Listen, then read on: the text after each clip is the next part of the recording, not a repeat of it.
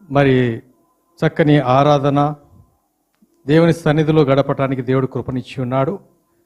మరి ప్రత్యేకంగా దేవుని ప్రభు రాత్రి భోజనంలో పాలిభాగస్థులమయ్యారు. అయితే కొంతమంది ప్రభు రాత్రి భోజనం అనగా ప్రభు దేహంలో ప్రభు రక్తంలో పాలిభాగస్థులు కావట్లేదు.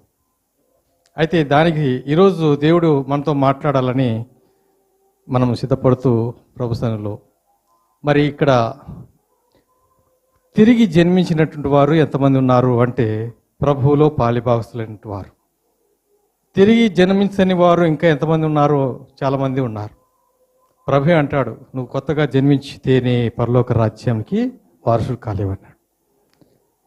మరి దేవుని బిడ్డగా ఆయన రాజ్యములోకి నువ్వు రావాలి, ఆయన రాజ్య సంబంధిగా నువ్వు ఉండాలి అంటే మరి నువ్వు తిరిగి జన్మించాలి. తిరిగి జన్మించే అనుభవం నీకు రావాలి. ప్రభువైన యేసుక్రీస్తు దగ్గరికి ఒక పెద్దాయన వచ్చి మాట్లాడుతున్నప్పుడు యేసు ప్రభు వారు చెప్పిన మాట ఏంటంటే, ఒకడు కొత్తగా జన్మిస్తేనే దేవుని రాజ్యం చూడలేడన్నాడు. నికోదేమనే ఆయన పెద్దాయన పరిచయుడు. మరి యోహాను సువార్త 3వ అధ్యాయం 3 నుంచి మనం చూస్తే ఆ వచనం చదివి ఆ ప్రార్థన చేసుకొని బాప్తీసము అనే విషయంలో మనం సిద్ధపడి బాప్తీసం తీసుకోవాలని మనం దేవుడు ఏం మాట్లాడతాడో మనం ప్రభు సన్నిధిలో మన హృదయాలను సిద్ధపరచుకుందాం. యోహాను సువార్త 3వ అధ్యాయము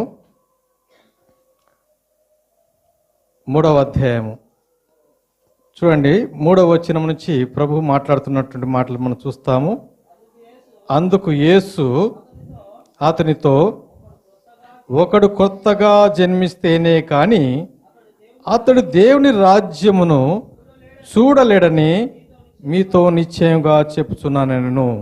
చూడండి, ఆ మాట జ్ఞాపకం చేసుకుందాం. మరొకటి మత్తయి సువార్త 28వ అధ్యాయం 28వ అధ్యాయము 18వ వచనం నుంచి 20వ వచనం వరకు అందరం కలిసి చదువుదాం.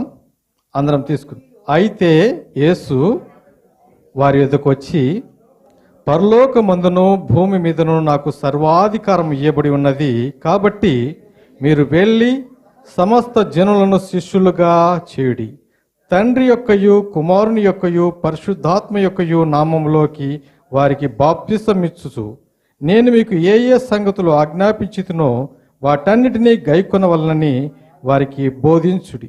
ఇదిగో నేను యుగ సమాప్తి వరకు సదాకాలం మీతో కూడా ఉన్నానని వారితో చెప్పాను. చిన్న ప్రార్థన చేసుకుందాం. దయగలిగిన మా దేవా, మీకు వందనాలు స్తోత్రాలు చెల్లిస్తున్నాం. ప్రభువా, మీ పాదసంలో ఉన్నాం. మీ సన్నిధిలోనైనా చక్కగా ఆరాధించగలిగాం. ప్రభువా, స్తుతించగలిగా. మీరు చేసిన మేలును బట్టి మీ సన్నిధిలో సాక్ష్యం చెప్పగలిగిన వారుగా ఉన్నాం. ప్రభువా, అయితే మీ జీవాహారమైన వాక్యం మాకు అనుగ్రహించండి. మనిషి రొట్టె వలన మాత్రం కాదు దేవా, మీ నోటి నుండి వచ్చు ప్రతి మాట వలన మేము జీవిస్తాం. మీ జీవాహారం మాకు అనుగ్రహించమని మీ దీనదాసుని బలహీనుని ఎన్నికలేని నన్ను కూడా మీ శిలువ చాటున మరుగుపరిచి నాతో చేరి వచ్చిన బిడ్డతో మాట్లాడి మీరు మహిమ పొందమని ప్రభువైన యేసుక్రీస్తు నామమున ప్రార్థించి వేడుకుంటున్నాం తండ్రి, ఆమేన్. మరి ఎంతమందికి దేవుని రాజ్యంలో ఉండాలని కోరిక ఉంది? అందరికీ ఉంటుంది. అయితే మనం దేవుని రాజ్యంలోకి ఉండాలని ఆశ ఉన్నా కూడా సాతానుడు ఏం చేస్తాడంటే ఆపు చేస్తుంటాడు. ఎందుకు ఆపు చేస్తుంటాడంటే, నువ్వు దేవుని సంబంధివి అయితే వాడు నా పక్షంగా ఉండకుండా దేవుని పక్షంగా వెళ్తున్నాడు కదా, అందుకని వాడు ఏం చేస్తాడు, ఆటంకపరుస్తాడు. సత్యం తెలియక చాలామంది. దానికి నేనే ప్రత్యక్ష సాక్షి. చిన్నప్పటి నుంచి సండే స్కూల్లో పెరిగిన వాడినే. కానీ పెద్దగా అయిన తర్వాత బాప్తిసం తీసుకోవడానికి యేసు ప్రభు రక్షకుడని తెలుసు. నా జీవితంలో అందరి కొరకు ప్రాణం పెట్టాడని తెలుసు. కానీ కరెక్ట్గా ఉంటేనే తీసుకొని నిలబడతాము అని అనుకుంటూ 10 సంవత్సరాలు ఆలస్యం చేశాను బాప్తిసం తీసుకోవటానికి. ఎరిగి కూడా ఈ తప్పు ఎవరు చేయకూడదు అని ఈ దేవుని పక్షంగా సంఘం ఎదుట నేను చెప్తున్నాను. నా జీవితంలో నేను చాలా తప్పు చేశాను. అలాగా ఇక్కడ గమనించండి, ఎందుకు చెప్తున్నానంటే సాతాను మోసపుస్తాడు. నువ్వు కరెక్ట్గా ఉండు, ఉండక చూదులే అంటాడు. పిల్లరా, దేవుని ఆజ్ఞ ఇది. ఏమంటున్నాడు ప్రభువును నమ్మిన తర్వాత, రక్షకుడని తెలుసుకున్న తర్వాత, చూడండి 16వ అధ్యాయం చూడండి, మార్కు సువార్త 16వ అధ్యాయము 16వ వచనం, 15, 16 చదవండి. మరియు మీరు చూడండి, మీరు సర్వలోకమునకు వెళ్ళి సర్వ సృష్టికి సువార్తను ప్రకటించుడి. నమ్మి బాప్తిసం పొందినవాడు రక్షింపబడును. నమ్మి బాప్తిసం పొందినవాడు. నమ్మిన తర్వాత బాప్తిసం తీసుకోవాలి. నమ్మినవా, ఇంకెందుకు ఆలస్యం? బాప్తిసం తీసుకోవాలి అంతే. విశ్వసించినవా, నమ్మడము అనేది విశ్వాసం, అంగీకరించడము. పిల్లరా గమనించండి, యేసు నామమున మనము రక్షణ పొందడానికి ప్రభు ఇచ్చిన అవకాశం ఏంటంటే, ప్రభు రక్షకుడు, మన విమోచకుడు. మనం పాపముల చేత, అపరాధం చేత చచ్చిన స్థితిలో ఉంటే మనం బ్రతికించినాక మనం ఆయనలో కొత్త జన్మ ఎత్తాలి. ప్రభు చెప్పినాడు, నూతనంగా జన్మిస్తేనే తప్ప అన్నాడు. నీటి మూలంగాను ఆత్మ మూలంగాను రాయబడింది. ఆయనకు అర్థం కాలేదు, తల్లి గర్భంలోకి తిరిగి వెళ్ళి మళ్ళీ ఎలా జన్మిస్తాడు అని ప్రశ్న, ఆయనకు ఒక డౌట్ వచ్చింది. అలాగా మనం డౌట్ పడాల్సిన పని లేదు. ప్రభు చెప్తున్నాడు ఏమంటున్నా అంటే, నీటి మూలంగాను ఆత్మ మూలంగా, శరీర సంబంధంగా మనము ఈ లోకంలో జన్మించాం తల్లి గర్భంలో, కానీ ఆత్మ మూలంగా జన్మించడం అనేది ప్రభువును ఎరిగిన తర్వాత ప్రభు చెప్పింది ఏంటంటే, నీటి మూలంగా ఆత్మ మూలంగా. ఆ మాట మనం చాలా చక్కగా చెప్తాడు. ప్రభు చెప్పిన మాటను చూడండి, ఒకసారి చదవండి మరొకసారి. అక్కడ 4, 5 వచనాల్లో 5వ వచనం అనుకుంటా, చూడండి 5వ వచనం చదవండి. యోహాను సువార్త 3వ అధ్యాయము 3వ అధ్యాయం చూడండి 6వ వచనం. 5 నుంచి చూస్తే 6వ వచనం. శరీరం మూలంగా జన్మించినది శరీరమును, ఆత్మ మూలంగా జన్మించినది ఆత్మయున్నది. శరీరం మూలంగా జన్మించినది శరీరం, ఆత్మ మూలంగా, శరీరం మూలంగా జన్మించాము, ఆత్మ మూలంగా మనం జన్మించడం అనేది ప్రభువును ఎరిగిన తర్వాత, ఆయన నమ్మిన తర్వాత. అందుబట్టి గమనిస్తే అలాగా చూడండి, ఎవరు ఆలస్యము చేయని వారిని మీకు జ్ఞాపకం చేస్తున్నారు, తడవు చేయలేదు అలాంటి వారిని మనం చూస్తాం. లేఖనాల ప్రకారంగా మనం ధైర్యంగా ప్రభువులో నిలబడాలి, స్థిరంగా ఉండాలి. అందుబట్టి జ్ఞాపకం చేసుకుంటే ఇది ఆజ్ఞని గుర్తుపెట్టుకోండి. అలాగే ప్రభువు కూడా తీసుకున్నాడు. ప్రభువు తీసుకుంటుంటే యోహాను, ఏంటి ప్రభువా యోహాను ఎదురు చూస్తూ ఉన్నాడు, మెస్సియా కోసం ఎదురు చూస్తున్నాడు. అయితే ప్రభువే వస్తుండగా ప్రభువును గుర్తిరిగిన తర్వాత, ప్రభువా నీతో నేను అంటాడు, నాకంటే నా వెనుకోవచ్చు వాడు నాకంటే శక్తిమంతుడు. మరి నీటి మూలం కాదు, ఆయన అగ్నిలో బాప్తిసం ఇస్తా అన్నాడు, అంత శక్తిమంతుడు అన్నాడు. పిల్లలు అలాంటి ప్రభు వస్తుంటే ఇది అది నీతి అంటే అక్కడ మాట అంటాడు. చూడండి ఆ వచనము లేఖన ప్రకారంగా చూద్దాం. చూడండి ఏమంటాడంటే, యోహాను సువార్త 3వ అధ్యాయము చూడండి, అక్కడ రాయబడిన మాట మత్తయి సువార్తలోనే చూడండి. మత్తయి సువార్త 3వ అధ్యాయము 20 వచనము 21వ వచనము చూడండి, 16వ వచనం 13వ వచనం 13వ వచనం చూస్తే, ఆ సమయంలో యోహాను చేత బాప్తిసం పొందుటకు యేసు గలిలయ నుండి యోర్దాను దగ్గరకు అతని యొద్దకు వచ్చెను. అందుకు యోహాను, నేను నీ చేత బాప్తిసం పొందనై ఉండగా నీవు నా యొద్దకు వచ్చున్నావా అని ఆయన నివారింపచూచెను. కానీ యేసు, ఇప్పటికి కానిమ్ము, నీతి యావత్తు ఇలాగూ నెరవేరుట మనకు తగి ఉన్నది. నీతి యావత్తు జరగాలి ఇదా అని ప్రభువు ఆయన ఎంత క్రమాన్ని పాటించాడు. ప్రియులారా, యేసు ప్రభు ఈ లోకంలో ఎంత క్రమాన్ని ఆయన పాటించి ఆయన చూపించాడు. మనకు ప్రార్థన ఎలా చేయాలో నేర్పించాడు. శోధనను ఎలా సహించాలో, శోధనను కూడా సహించడం విషయంలో కూడా ప్రభు బాప్తిసం తీసుకున్న తర్వాత శోధనలు వస్తాయి. బాప్తిసం తీసుకున్న తర్వాత శోధనలో ఉంటామా ఉండలేమా అని ఏమాత్రం కాదు, శోధన కూడా సహించడానికే దేవుడు మనల్ని తోడుగా ఉంటాడు. పిల్లరా గమనించండి, బాప్తిసం గుండా వెళ్ళటానికి మనము ఆలస్యం. ఎప్పుడైతే యేసు ప్రభు సొంత రక్షకుడు అంటే ప్రభు ఈ లోకానికి వచ్చాడు, ఆయన మన కొరకు ప్రాణం పెట్టాడు, మనం కొరకు ప్రాణం పెట్టి రక్తం కార్చి చనిపోయి సమాధి చేయబడి తిరిగి లేచినాడని ఎంతమంది నమ్ముతున్నారు? రోజు మనం ఆదివారం వాక్యం వింటున్నాం, కానీ నమ్మిన తర్వాత ఆలస్యం చేస్తున్నాం. ఆలస్యం చేయకుండా ప్రభు కొరకు తీర్మానం చేయడానికి చూడండి. మరి ఎప్పుడైతే చూడండి, ఒక మాట జ్ఞాపకం చేస్తున్న అపొస్తలుల కార్యంలోకి రండి. అపొస్తలుల కార్యంలో పేతురు ప్రసంగిస్తున్నాడు. చూడండి, ప్రసంగిస్తున్నక వారి హృదయాలు కుచ్చబడ్డాయి. 2వ అధ్యాయం 38వ వచనం చూడండి. పేతురు చూడండి, మీరు మారు మనసు పొంది పాప క్షమాపణ నిమిత్తము ప్రతివాడు యేసుక్రీస్తు నామమున బాప్తిసం పొందుడి అని చెప్పి అక్కడ పై వచనంలో వారు హృదయాల్లో కుచ్చపడ్డాయి. వారు కుచ్చపడి పొడవబడ్డారు. ఆ తర్వాత ఏం చేయాలంటే ప్రభువును విశ్వసించటానికి చూడండి, అక్కడ రాయబడిన మాట చూస్తాం.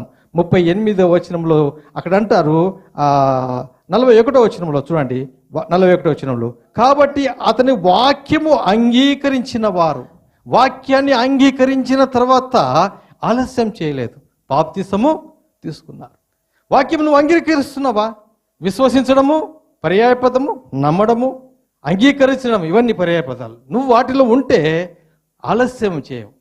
బాప్తిసం తీసుకొని ఆయన దేహంలో ఆయన రక్తంలో చూడండి, ఆ విలువైన దాన్ని పోగొట్టుకోకూడదు.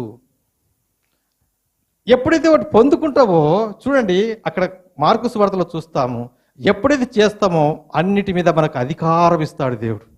అధికారం ఇస్తాడు. ఏ అధికారము? యేసు నామములో ఉదయకాలము వాక్య ధ్యానంలో యేసు నామములో ఉన్న శక్తిని చూశాం. ఎన్ని వచనాలు అంటే అన్నిటి మీద మనకు యేసు నామములో అధికారం దేవుడిస్తాడు. దురాత్మలను కూడా లూకా సువార్తలో అంటారు, ప్రభు నీ నామంలో మేము దయ్యాలను వెళ్ళగొడుతున్నాము అంటే వాళ్ళు ఆశ్చర్యపోతారు ప్రభు దగ్గరికి వచ్చేసి. వాటికంటే మీరు గొప్ప కార్యాలు చేస్తాడంటాడు ప్రభు. అంటే అధికారము ప్రభు ఇస్తున్నాడు. పిల్లరా, ఏమిటంటే ప్రభు శక్తినిచ్చేవాడు. ఆయనలో నమ్మి బాప్తిసం పొంది ఆయనలో ఉండగా చూడండి, ఎప్పుడైతే చక్కగా వివరించినటువంటి మాటలు మనం చూశాం. ఆయన దేహంలో రక్తంలో పాలిభాసులైన తర్వాత ప్రభు ఎక్కడున్నాడు? నీలో నాలో ఉన్నాడు. నీలో ఉన్నవాడు లోకంలో ఉన్నవాని కంటే గొప్పవాడు. గొప్పవాడిని మనం కలిగి ఉన్నాం. నువ్వు అడుగు వేస్తూ ఉండగా నీలో ఉన్నాడు ప్రభు. ప్రతిదీ కూడా ఆటంకాలు అన్నీ కూడా దూరం అయిపోతాయి. చూడండి, ఆ విధంగా ఒక సందర్భం చెప్తున్నా చూడండి. ఈ విధంగా సువార్త ప్రకటిస్తూ, ఆ విధంగా పేతురు ఏ విధంగా ప్రకటిస్తూ వెళ్ళాడు. ఆ తర్వాత అపోస్తులు ఆ విధంగా ప్రకటిస్తూ ఉండగా చూడండి, ఫిలిప్పు ఒక ప్రాంతంలో ప్రకటిస్తుండగా ఆలస్యం చేయలేదు. చూడండి, 8వ అధ్యాయం 12వ వచనం చదవండి. అపోస్తుల కార్యములు 8వ అధ్యాయం 12వ వచనం. అయితే ఫిలిప్పు దేవుని రాజ్యమును గూర్చియు యేసుక్రీస్తు నామమును గూర్చియు సువార్త ప్రకటించుచుండగా వారు అతన్ని నమ్మి పురుషులను స్త్రీలను బాప్తీసము పొందిరి. చూడండి, ప్రతి వచనం జ్ఞాపకం చేసుకోండి. నమ్మినారు, ఆలస్యం చేయలేదు, బాప్తీసం పొందారు. సమరయులు వాళ్ళు, అన్యులకు ప్రవేశం కలిగింది. దేవుడు వారిని ఆ విధంగా నడిపిస్తూ ముందుకు సాగారు. తర్వాత అదే అధ్యాయంలో అపోస్తులు ఎప్పుడైతే స్వార్థ ప్రకటిస్తుండగా యూదులు నమ్మారు, యెరూషలేములో కార్యం జరిగింది. ఆ తర్వాత అక్కడ సమరయ ప్రాంతాల్లో కూడా దేవుని నామాన్ని ఎరిగి రక్షణ పొందుతున్నారు, సంఘంలో చేర్చబడుతున్నారు. ఆ తర్వాత చూడండి, ఒక వ్యక్తి మనం చూస్తాం, ఆ నపుంసకుడు, ఇథియోపియా కందాకే కింద ఉన్నటువంటి రాజ్యం కింద మంత్రిగా ఉన్నాడు.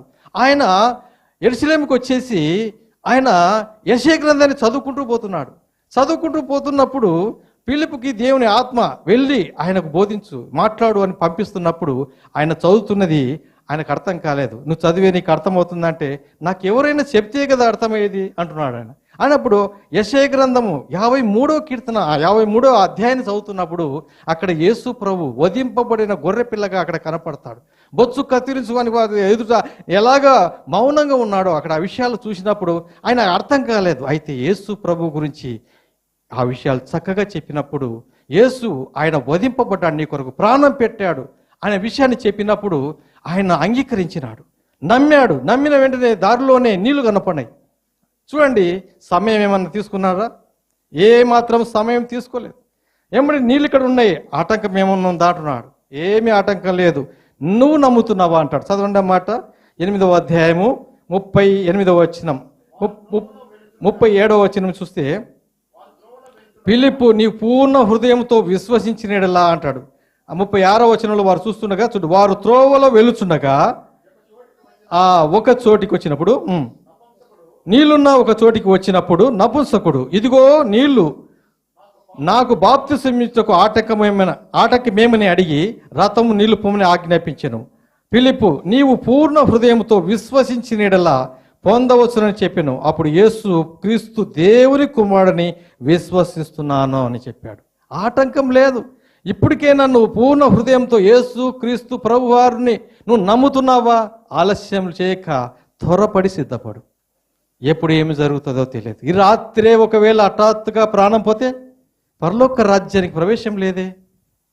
నమ్మావు కరెక్టే, సంఘం ఎదుట సాక్ష్యం చెప్పాలి. సంఘం ఎదుట నువ్వు సాక్ష్యం, బహిరంగమైన సాక్ష్యం అన్నమాట అది. యేసు ప్రభువుని నమ్ముతున్నాను, నేను ప్రభువులో నేను నూతన జన్మ ఎత్తుతున్నానన్న సాక్ష్యం చెప్తున్నప్పుడు ఒక్క పాపి రక్షణ పొందితే పరలోకంలో సంతోషం పొందుతారు. తెలుసా మీకు? లూకాసు వార్తలు మనం చూస్తాం ప్రియులారా, ఎంత సంతోషం అంటే ఇక్కడ కూడా సంతోషం, సంఘం సంతోషిస్తుంది. నువ్వు అలాగ దూరంగా ఉంటే ఏం లాభం? ప్రభు శరీరాన్ని, ప్రభు రక్తంలో పాలిభాగస్తులు కాకుండా నువ్వు దూరంగా ఉంటే ఒక దినం హఠాత్తుగా చనిపోతే ఏమవుతుంది? నాకు తెలిసినటువంటి ఒక సేవకుడు ఉన్నాడు. పిల్లవాడు చిన్నవాడే, కుమారుడు. అయితే రోగం వచ్చి హాస్పిటల్లో ఉన్నాడు. అయితే పిల్లవాడితో చెప్తున్నాడు, తండ్రి ధైర్యపరుస్తూ, ఎందుకంటే నా కుమారుడు ఒకవేళ చనిపోతే, సంపూర్ణంగా యేసుక్రీస్తుని ఎరిగి ఉంటే, ప్రభువును నమ్మితే అని కొంత సువార్తని చెప్పి ధైర్యపరిచి అలాగ సిద్ధపరుస్తున్నటువంటి వారిని మనం చూస్తాం.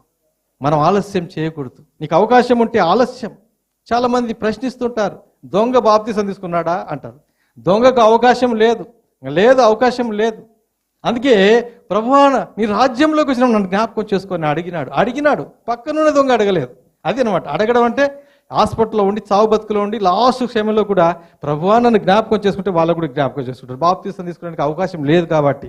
అంతేగాని దొంగ తీసుకోలే కదా, నేను కూడా తీసుకోకుండా ఉంటానులే, నా జీవితంలో ఎప్పుడో తీసుకుంటాను, లేకపోతే అవసరం లేదు, నమ్మిన హృదయంలో సార్లు అంటే కాదు. ఇక్కడ చాలా మంది చేస్తున్న పని ఏంటంటే ఆలస్యం లేకుండా. ఆనాడు యూదులు నమ్మారు, బాప్తిసం తీసుకున్నారు. ఆ తర్వాత సమరీయులు నమ్మారు, బాప్తిసం తీసుకున్నాడు. ఆ నపుంసకుడు నమ్మాడు, ఆలస్యం ఎందుకు అంటున్నాడు? ఇక్కడ నీళ్ళున్నాయి, ఆటంకం ఏమిటి? ఏమీ ఆటంకం లేదు. నువ్వు పూర్ణ మనస్సుతో, పూర్ణ ఆత్మతో యేసు క్రీస్తు ప్రభు అని నువ్వు నమ్మినవా? యేసు రోమాపత్రిక 10:9 వచనంలో యేసు ప్రభు అని నువ్వు నీ నోటితో ఒప్పుకోవాలి, హృదయంలో విశ్వసించాలి. యేసు ప్రభుని, అప్పుడు నువ్వు రక్షింపబడతావని రాయబడింది. నీకు రక్షణ కావాలనా? నువ్వు రక్షింపబడాలి అంటే యేసుక్రీస్తును సంపూర్ణంగా విశ్వసించాలి. విశ్వసించి నువ్వు అంగీకరించిన తర్వాత ఆలస్యం చేయకుండా సంఘం ఎదుట నేను ప్రభువులో అని ప్రభు కొరకు నువ్వు నిలబడి బాప్తిసం తీసుకోవాలి. ప్రభు అన్నాడు కొత్త జన్మ అన్నాడు. తర్వాత యేసు ప్రభు చనిపోయి ఆయన తిరిగి లేచిన తర్వాత యేసు క్రీస్తు మరణ పునరుత్థానములో పాలిభాగస్వాం, అది పౌలు చెప్పుడు సందర్భాలు మనం చూద్దాం. చూడండి కొన్ని మాటలు ఇక్కడ. మరి అపోస్తల కార్యంలో 16వ అధ్యాయము చూడండి 14వ వచనం మనం చూస్తే, అక్కడ లుదియమ్మ అనే దైవభక్తి కలిగి, అంటే ఆమె విశ్వాసంతో వాక్యం వింటూ వచ్చింది. ఆమె హృదయాన్ని దేవుడు తెరిచాడని రాయబడింది. వాక్యం వింటున్నప్పుడు దేవుడు హృదయాన్ని తెరుస్తాడు. హృదయాన్ని తెరిచిన తర్వాత నువ్వు వాక్యం వినాలి. విన్న తర్వాత, తెరిచిన తర్వాత ఆలస్యం చేయకూడదు. అక్కడ ఏమంటుంది? వాళ్ళు వెంబడే బాప్తిసం 15 వచనం చదవండి. అక్కడ 15 వచనం, ఆమె ఇంటి వారును బాప్తిసం పొందినప్పుడు, అక్కడ ఏమిటంటే బాప్తిసం వెంబడే పొందారు. అది మనకు ఇంపార్టెంట్. బాప్తిసం ఆలస్యం చేయలేదు, బాప్తిసం తీసుకున్నారు తన ఇంటి వారును. మళ్ళీ అదే అధ్యాయంలో మనం చూస్తాం ప్రియులారా, 16వ అధ్యాయంలో మరి పౌలు శీలలు చెరసాల వేయబడ్డారు. ఒక విశ్వాస జీవితంలో ముందుకు సాగుతున్నప్పుడు శ్రమలు వస్తాయని మనం చూస్తాం. అయితే ఆ శ్రమలు రావటానికి కారణం కూడా ఒక వ్యక్తి జీవితంలో దేవుడు అతనికి సువార్త అందించటానికి, తన్ని మార్చటానికి ఉంటుంది. అందుకే నీ జీవితంలో, నా జీవితంలో కష్టాలు వచ్చినా దాని యొక్క పర్యవసానము ఏమిటంటే దేవుని యొక్క ఏర్పాటు ఉంటుంది. అలాగా చెరసాల అధికారి మార్పు చెందటానికి ఆ యొక్క పౌలు శీలలు కొట్టబడి, ఈడవబడి చెరసాల వేయబడతారు. ఆ రాత్రి ఒక సంఘటన జరుగుతుంది. ఏమిటి ఆ సంఘటన అంటే, వాళ్ళు పాటలు పాడుతున్నారు, సంతోషంతో కీర్తనలు పాడుతున్నారు, ఆనందంతో ఉన్నారు. ఆ చెరసాల నాయకుడు తను, ఒరే ఇంతగా కొట్టబడ్డారు, ఇంత దెబ్బలు తగినాయి, హింసింపబడ్డారు, అయినా వీళ్ళు సంతోషంతో ఉన్నారు. కానీ నాకు సంతోషం లేదే, ఒక అధికారిగా ఉన్నాను, నాకు సంపద ఉంది, నాకు సంతోషం లేదే, వీరికున్న సంతోషము మరి ఏమిటి అని ఆలోచన చేస్తుండగా హఠాత్తుగా భూకంపము జరిగింది. హఠాత్తుగా భూకంపం జరిగినప్పుడు భూమి బద్దలైపోతుంది, తుఫాను వచ్చింది.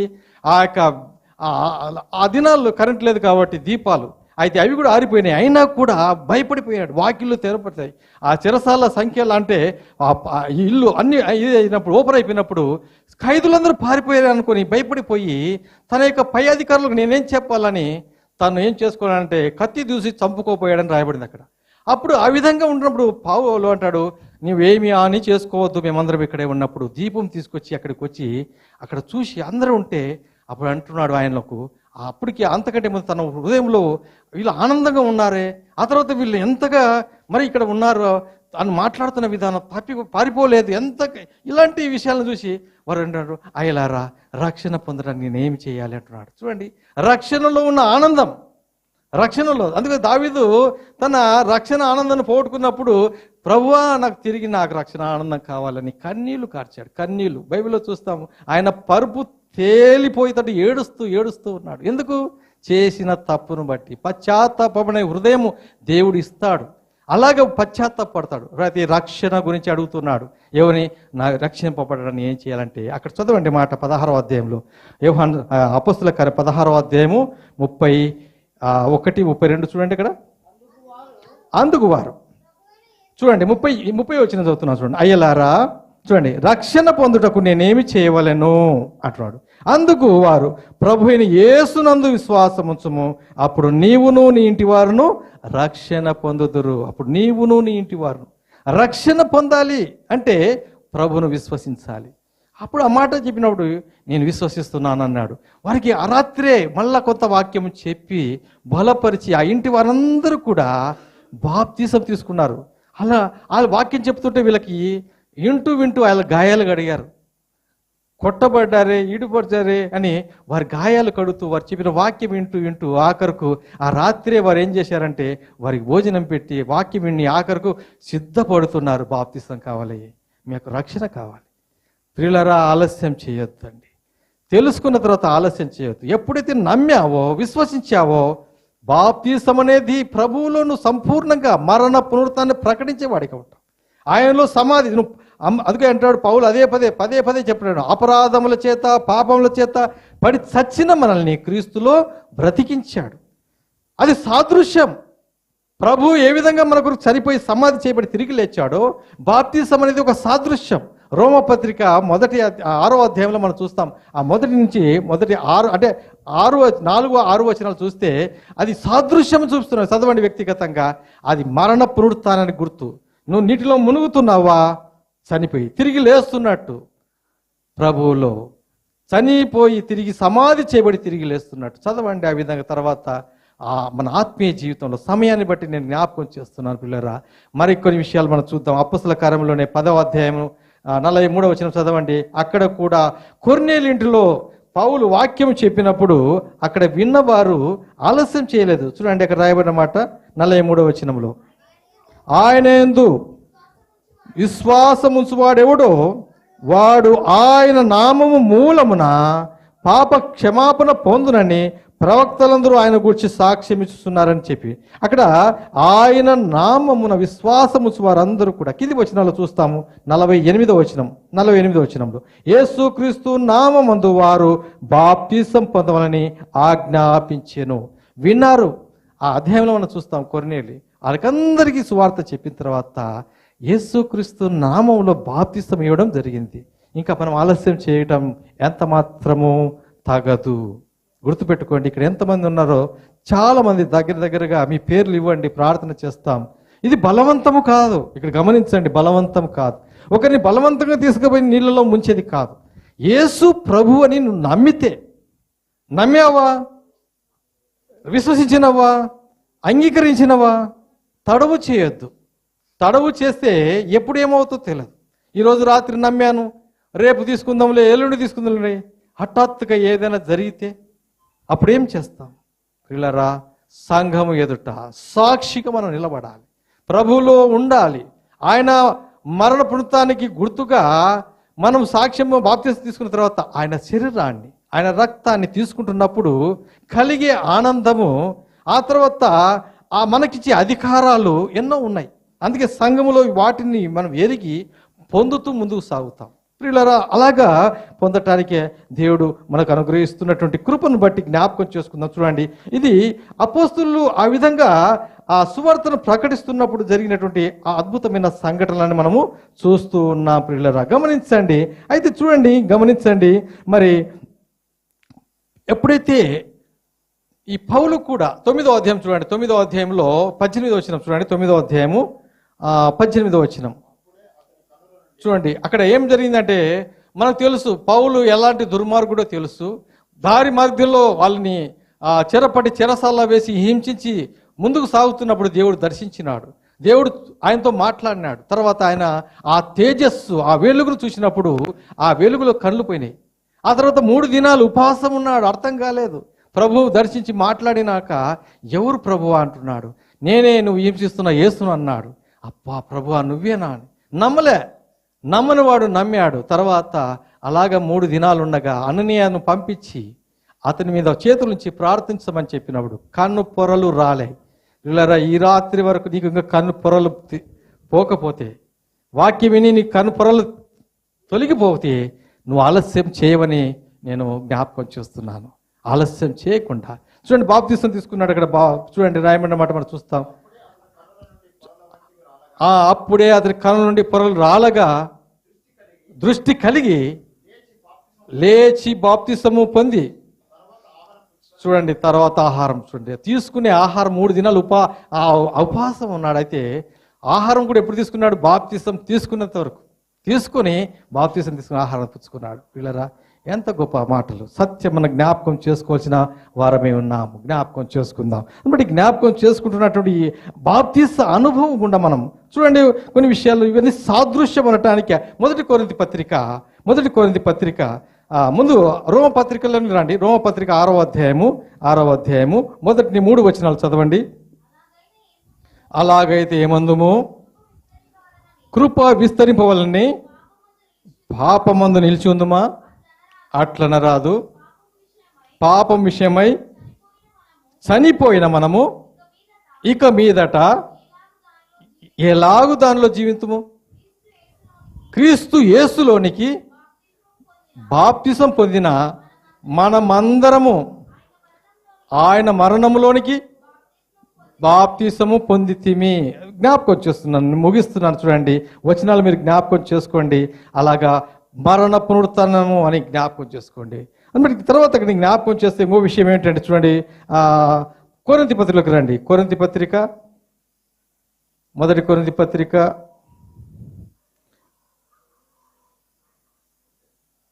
12వ అధ్యాయం 13 వచనం చదవండి. 12-13.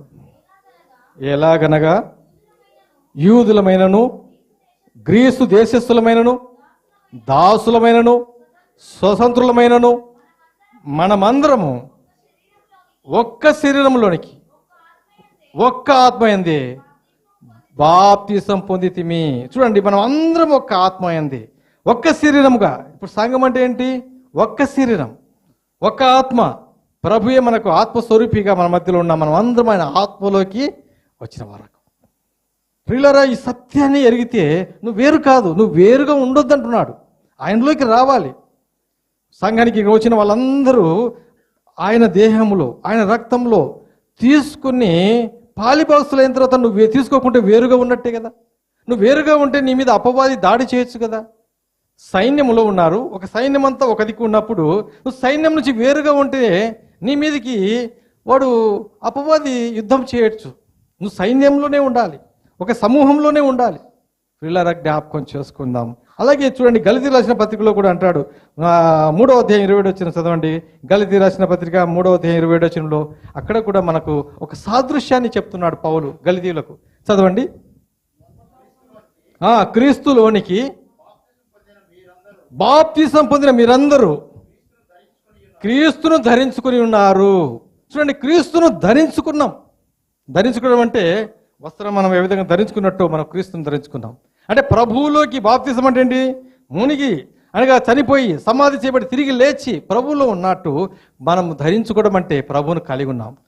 ఆ విధంగా ప్రభు పోలి నడుస్తున్నాం. ఆయన నడవండి, ఆయన ధరించి ఎంత ఆ పోలికను మనం చూస్తున్నాం. చూడండి ఇంకొక మాట జ్ఞాపకం చేసుకుందాం, సమయాన్ని బట్టి చూద్దాం. పేతురు ఏమంటే కొలస్సీలు రాసిన పత్రిక 2వ అధ్యాయం 12వ వచనం చదవండి. 2వ అధ్యాయం 12వ వచనం.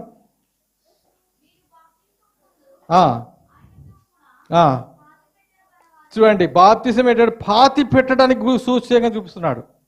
చదవండి అమ్మా.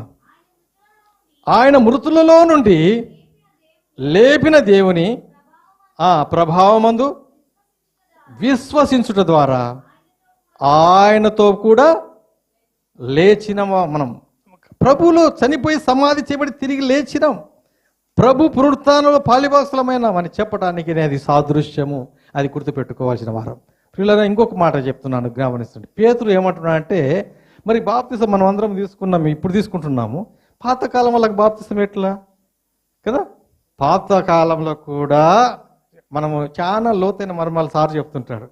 మీకు అదే అర్థం కావాలా, ఆ అర్థం చేసుకోవటానికి పిల్లవానికి చెప్పినట్టే అర్థం కావటానికే చెబుతూ ఉంటాం. కానీ గమనించడం. పేతురు చూడండి ఏమంటాడంటే, ఆనాడు ఆత్మరూపుకి వెళ్ళి, ఎప్పుడు నోవహు దినాల్లో 8 మంది రక్షింపబడ్డారు, బాప్తిసం తీసుకున్నారు. చదవండి అన్నమాట. పేతురు ఎంత బాగా చెప్తున్నాడు చూడండి. 3వ అధ్యాయము 20-21 వచ్చిన చదవండి. సాదృశ్యం చెప్తున్నాడు అక్కడ. సాదృశ్యం. పిల్లలారా, అన్ని విషయములలో ఏమ్మా, మొదటి పేతురు రాసిన పత్రికనేనా? మొదటి 3వ అధ్యాయము 20-21 వచ్చిన. దేవుని దీర్ఘశాంతము ఇంకా కనిపెట్టుచున్నప్పుడు పూర్వము నోవాహు దినములందు ఓడ సిద్ధపరుచుచుండగా, చూడండి, అవిధేయులైన వారి దగ్గరికి, అనగా చెరలో ఉన్న ఆత్మల దగ్గరికి ఆయన ఆత్మరూపిగా వెళ్ళి వారికి ప్రకటించాడు, సువార్త ప్రకటించాడు. ఆ ఓడలో కొందరు, అనగా 8 మంది నీటి ద్వారా రక్షింపబడ్డారు. ఇది సాదృశ్యం. కింది వచనాలు చెప్తారు సాదృశ్యం. దానికి సాదృశ్యమైన బాప్తిసము. చూడండి, ఇప్పుడు మేము రక్షిస్తుంది. ప్రియులారా, వాక్యం ప్రతిదీ చదవండి, తెలుసుకోండి, ఆలస్యం చేయొద్దండి. ఏమవుతుందో తెలియదు, పరిస్థితులు ఎలా ఉంటాయో తెలియదు. మనము రక్షణ పొంది ప్రభువుతో ఉండాలి, నిత్య రాజ్యంలో ఉండాలి.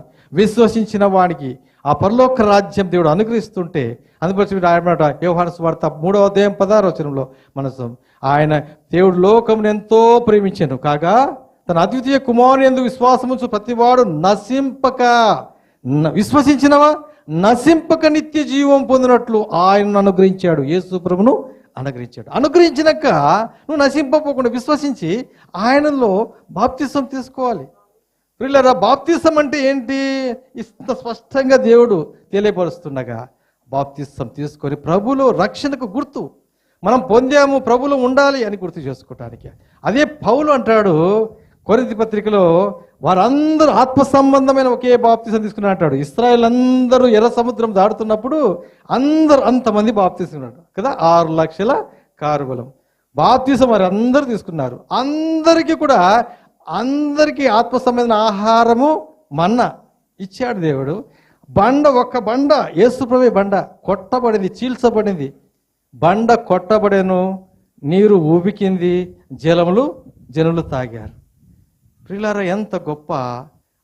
వారికి ఆత్మ సంబంధంగా అన్ని దయచేస్తూ ఇచ్చాడు. ఈరోజు ఇంతమంది మనం అందరం తీసుకుంటున్నాం ఆయన దేహాన్ని, ఆయన రక్తాన్ని. ఆనాడు వారికి కూడా పంచిపెట్టాడు. ప్రియులారా, నమ్మాలి, విశ్వసించాలి, ఆలస్యం చేయొద్దు. నేను ముగిస్తున్నాను, సమయం ఎక్కువ తీసుకోకూడదని.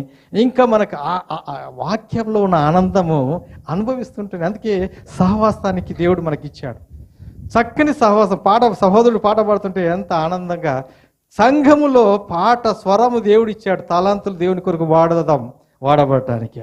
దేవుని కృపను బట్టి మీకు ఇచ్చిన తలాంతులను మీరు వెలికి తీయండి, దేవుని కొరకు వాడండి. దేవుని బిడ్డగా మనమందరము కలిసి దేవునిలో ఆనందిద్దాం. సంతోషం, ఆనందం.